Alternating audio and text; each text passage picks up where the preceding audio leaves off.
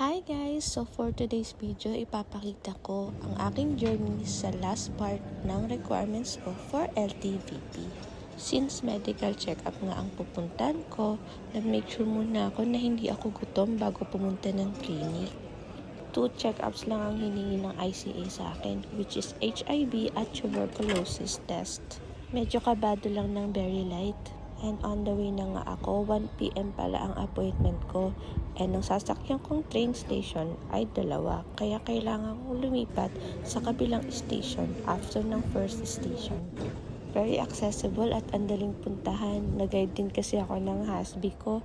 Gusto niya akong samahan pero alam ko kasing may work siya kaya ayoko naman na maabala siya.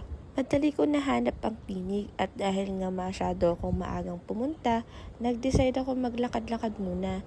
Galing na rin pala ako sa clinic that time and ang sabi ng receptionist, kailangan ko bumalik after 1 hour.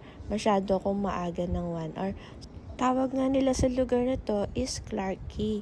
Malapit din ito sa Chinatown. Pwede na siyang lakarin kung gusto mo. Lagusan nga pala itong mall na to papunta sa Singapore River. Ito yung Singapore River na tinatawag nila. Isa sa mga tourist spot dito sa Singapore. Maraming restaurants at itong boat na to kailangan mong i-rent. Di ko lang sure sa price dahil hindi ko pa naman siya na-experience pero I'm sure medyo pricey siya. Clarke Quay Central nga ang tawag sa mall na to sa pagitan ng Singapore River. At bumalik na nga ako para mag-undergo ng test. And after that, pumunta na ako sa Vivo City. Malapit lang din dito para sunduin ang aking hobby. So, till next time para sa aking LTVP result. Bye!